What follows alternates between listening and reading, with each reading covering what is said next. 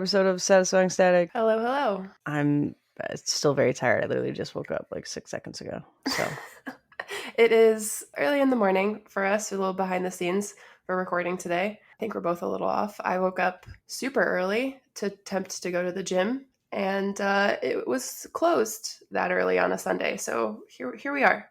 yeah, Gene, I'm still yawning. So So it's going to be a good episode. I can't wait. it's going to be a great episode. I don't think, any housekeeping. I don't really have any housekeeping either, I guess. I've just been, I don't know. I've been focusing on me a lot and just kind of keeping my head down and going to the gym and focusing on work and stuff like that. So that's been different for me and good in a lot of ways. A lot of you may not know this, or you may know this, but for a long period of my life, I couldn't leave the house without weed. I would always have like a vape on me, or I would always have, like, if I was running low at home, I would panic, and I don't do that anymore. So that's been pretty exciting. Yeah, that is very exciting. No shame on anyone who smokes daily or anything like that. Me personally, I was definitely abusing it and using it in ways to cope that I shouldn't have been. And I'm very proud of myself, and I'd like to pat myself on the back a little bit for being able to break through that. Because, yeah, I mean, I'm also saving a ton of money because, wow, what I used to spend.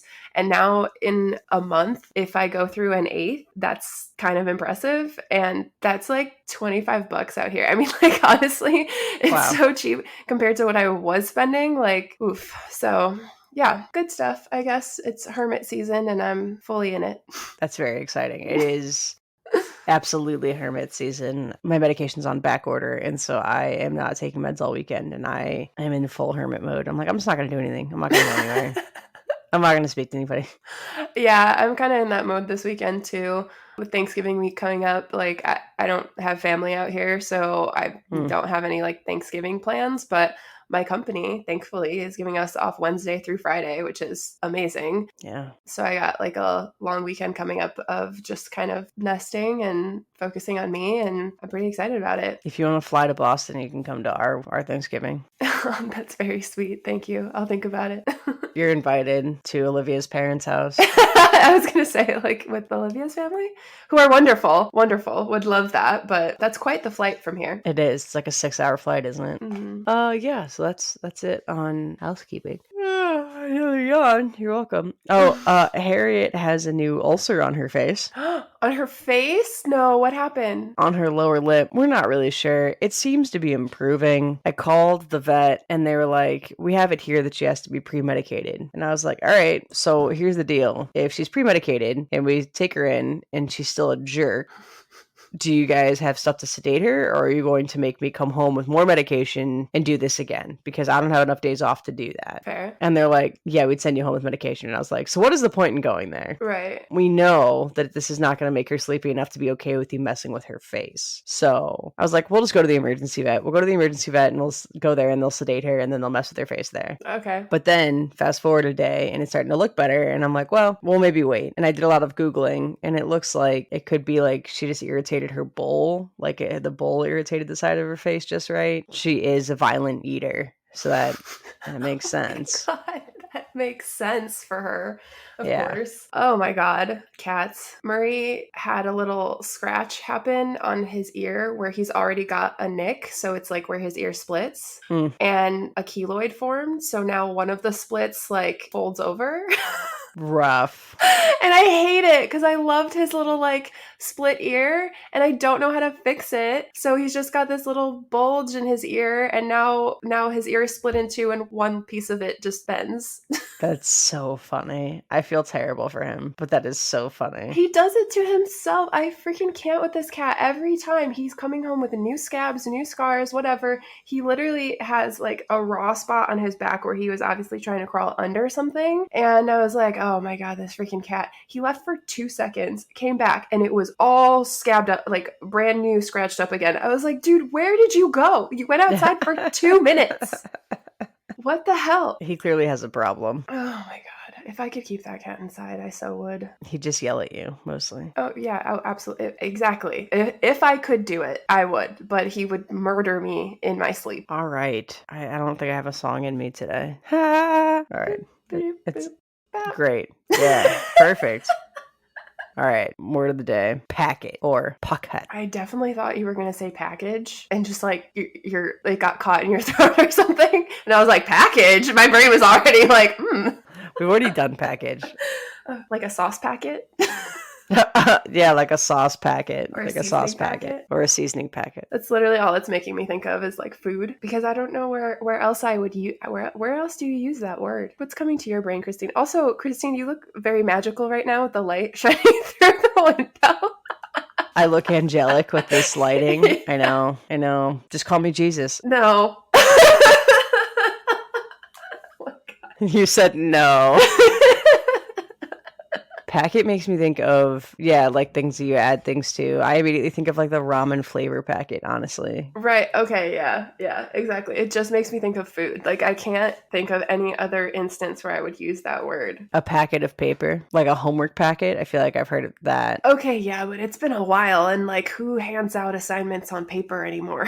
Olivia still uses paper at work, yeah. Oh, really? She has worksheets for kids. Oh, I guess like for little kids and stuff. Yep. That's where we got. I feel like it's time for the next word. I don't that one fell flat pretty quickly. Yeah, I don't know. It doesn't make you think of anything else. It makes me think of how words come to be because it sounds like I packed it. Yeah, okay, that's fair, because that's literally the only thing I could think of was like pack it as two separate words. Like, okay, well, I can think of situations where you'd like pack it into a U-Haul, because lesbians. Because lesbians, yes, because lesbians. I pack it into a U-Haul because lesbians. But other than that, and I don't know, my brain's not interested in having a conversation about food right now because I just ate and my tummy's been hurting.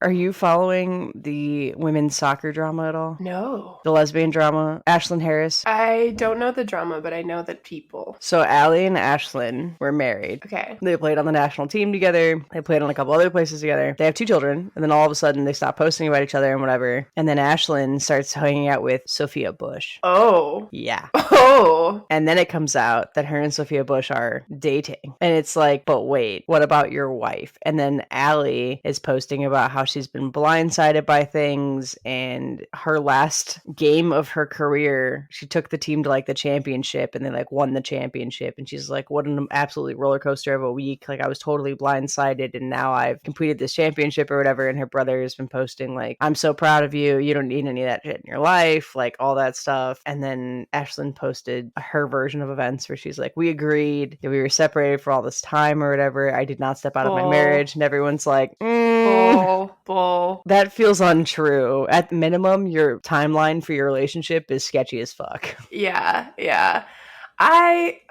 Okay, this is bringing up my personal shit, but is anybody loyal? Jesus, like, I really can't. This is why I don't want to date ever again. Yeah. Like, you and Olivia give me hope, but also it's so rare that I want to, like, just crawl in a hole and just be fine with being, just having friends and a rich community life and never letting anyone get close to me ever again. You mean it's rare to have a partner that willingly goes to your 7th grade theater production 4 days in a row? Yeah, that part. So anyway, that's interesting. I would say it's interesting drama, but really it's just relationship drama. I thought it was interesting that it forced Sophia Bush to like come out. Yeah, I guess. But I feel like she was already kind of like quietly out. Oh, maybe. I don't know. I have not followed her career. I actually didn't know what she was famous for until everyone was like, oh, My One Tree Hill Heart. And I was like, oh, I never got into that show. I honestly didn't know what she was famous for either. I thought she was just Nepo baby.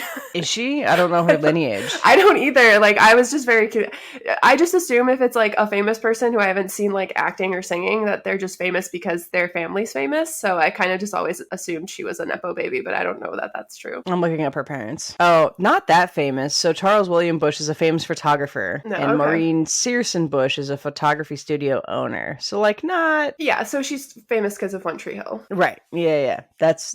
And she married Chad Michael Murray for a very brief second. Right. Yeah. Who's also really only famous for the 4 movies he was in and then One Tree Hill. One Tree Hill. Yeah. Yeah. So, okay. Yeah, I don't know. I'm so over lesbian drama. It honestly is making me sick to my stomach and not want to date ever again. Lesbian drama is a different breed of drama. Anyway, that's what makes me think of packets.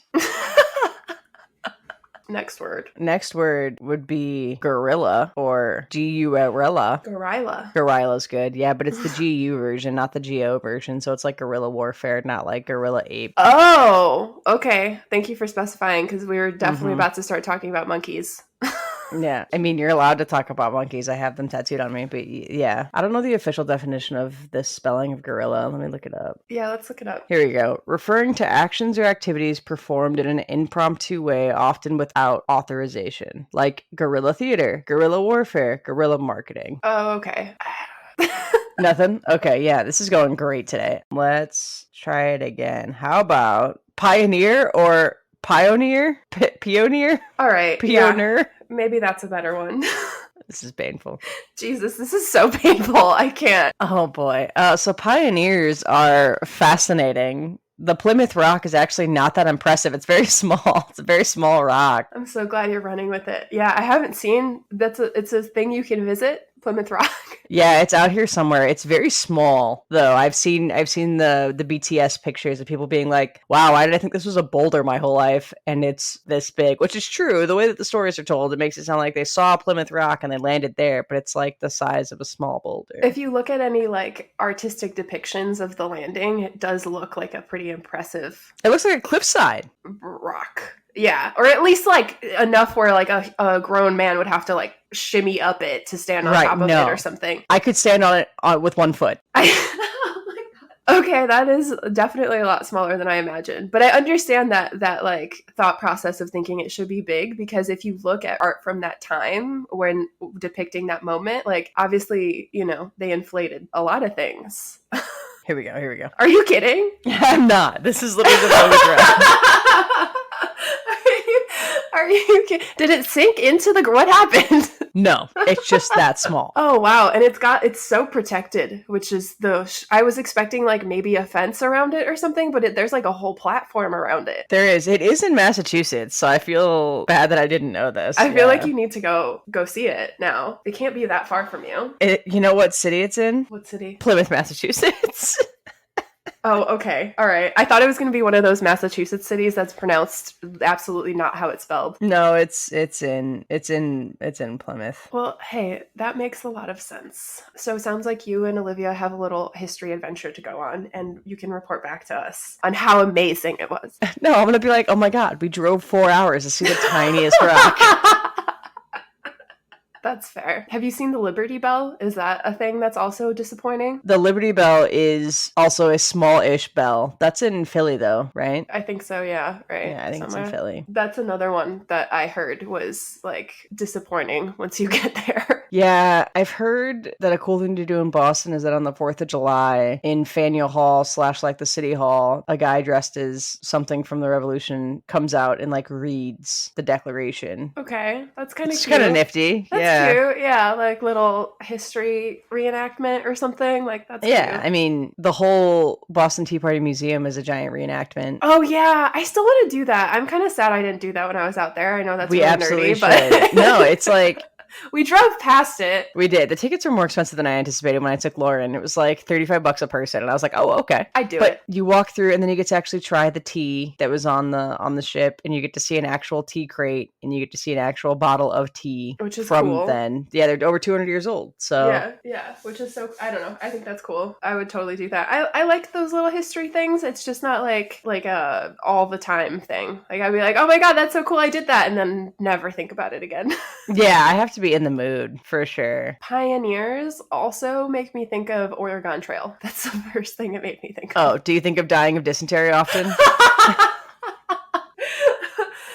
I don't, but not anymore, but I used to. Damn, I wouldn't have made it very far on the trail. I would have been hosed on the trail. I loved the game when I had nothing else to do in middle school and computer class. My brother got the card game version. Card game? Yeah, there's like a card game where it kind of works the same as a computer game, but like you basically are trying to make it down the Oregon Trail, and then like you'd randomly die of dysentery or whatever.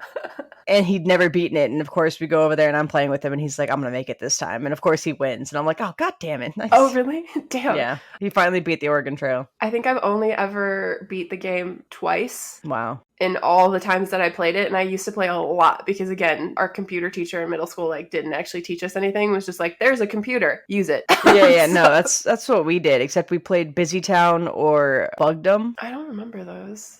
Busy Town was great. It's a busy town. Lots of fun in Busy Town. I don't remember that one was after me, but I remember one called like, I don't even remember what it was called, but it was like a little builder guy, and it was kind of like, God, why can't I think of what that game's called? The one with Wreck-It Ralph? No. You just were like going through it. It was like, what is that game called with Mario? Super Mario World. Yeah, okay, so it was just like Super Mario World, but it was like a little white Bob the Builder looking dude, and you would just like go over brick buildings and stuff. And like we had that one, and I loved that one for whatever reason because it was like Super Mario World and it was easier, so I could get farther in it. I think there's a version of Super Mario where he's in a white and purple uniform. It wasn't that, because this was like a white dude in like a flannel. Oh, like a white dude. Okay, yeah, got it. It was like a pot-bellied white dude in like a flannel and jeans. Oh, cool. So yeah, it was Fix It Bob. Yeah. Got it. So those were the only two I really remembered. And we had like to do like the typing test game or whatever for the first part of the class, but that only ever took like 5 minutes. And then after that, it was like play video games. Wow. I tried to look up the game. I will say that the first one on this list was Bugdom. And I was like, yeah, okay, I'm validated. Bugdom. Bugdom. You were like a bug, and you went and fought other bugs, and it was terrifying, actually. Maybe that's why I never played it. I've always been terrified of bugs. Yeah, I didn't like it. And you could like cheat to get to the final level, and I always died at the final level, so I didn't want to do that. And then all the other kids were like, I beat the final level, and I was like, that's cool. I didn't. You know what? Now that we're talking about it, I actually don't remember anything about Oregon Trail except for the fact that like you would have to make all these stops at like these forts to pick up supplies, and then you would die. Yeah. It was luck of the draw. Like you literally, that's how the card game is. You like draw a card, and it was like, you made it to X, Y, and Z fort. And you're like, fuck yeah. Yeah. I'm like, that took no skill. Yeah. And then you draw the next card and you're like, fuck, dysentery. Dead. Right. Yeah. That's literally how I remember. Is like a thing would pop up on the screen telling you what the hell was going on, and then your little cart would keep moving and moving and moving, exactly. and you'd just be like, please just make it to the next stop. Yep. Please just don't nothing pop up. Please just make it. Yeah. Which, that should say something about how pioneers lived. It's honestly terrifying that your child will likely die before age 5. And if they make it to 5, that's fine, because they'll probably die before 15. If they don't die by 15, they're only making it to about 30. But you've done great. Yeah. If they're alive at 15, you've done a great job. Good job. Yeah. Could you imagine the level of discomfort traveling on wooden wheels would be? No, I can't imagine that life at all. I mean, just having to move your whole family, your whole life across the entire country, which is giant, on a wooden wagon with everything you own, like pretty much in a couple of bags, and you're just out sleeping in the middle of nowhere all the time. There's bears out there. There are bears out there. Or the people who resorted to cannibalism. I can't remember their name. They're famous. Oh, the Donner family? Is that what it is? Yeah. But they got snowed in. Right? Yeah. Right, because you have no way of communicating with anyone or doing anything when a natural disaster strikes. Right. Yeah. Those were the days. Those were the days. Make America great again. Oh my God. I'm kidding. That was terrible. Please don't do that. Oh That's my God. Pre-vaccinations, Yeah. pre-electronics. Yeah. I don't envy that time. Although the idea of like moving to a remote cabin in the woods and just being away from all human beings, it does sound appealing right now. I would still like to have internet and like maybe access to a city within, like 20 miles or something. I think it's interesting because like even if we moved to the scariest part of scary, it's not that scary because back then it was truly unknown. You truly did not know what was out there. I mean, when we explored the country, we were like, yeah, we think it's this big. And then we were like, oh my God, it's this big. Oh my God, it's this big. Oh my God, it's bigger. Yeah, it just kept going. The true frontier was truly scary. Yeah, exactly like you're saying. Like we just really didn't know. And like thinking about how big this country is a little bit of a mind fuck, to be honest with you. Because like you live here your whole life and you're like, yeah, whatever, East Coast, West Coast, whatever, that's America. And then you get on a plane from one coast to the next coast and you're like, oh, in this same amount of time and the same amount of distance, I could be in Paris. Yeah. Like, Wow, huh? That's interesting. That's a long way to go. 6 hours on a plane is a distance. And It's a like, ton. if I was in New York, I would be in London at that time. You know what I mean? Yeah. That's going over the whole freaking ocean. So it's a big country. But yeah, to your point, like there aren't as many areas anymore where you like don't have service or can't access internet Yeah. or like can't reach what's that word? Civilization. Thank you. Yeah. That's a tough word. I think that's why a lot of people are like, yeah, we should explore our oceans more or explore, space travel more because we've kind of done the globe for the most part. Yeah, true. Although the oceans are pretty deep and terrifying. And also, have you heard of the orcas are attacking again? I know, yeah, they're knocking ships into the ocean. Yeah, we're damaging rudders and shit. I've heard that sailors are now banding together to like come up with solutions. Like one boat tried to play like death metal LOL. Good luck, guys. to deter the orcas. And also like sailors are actively avoiding what they call like Orca Alley. Yeah. Well, good for the orcas, Good honestly. for the orcas. I mean, we don't fucking belong there.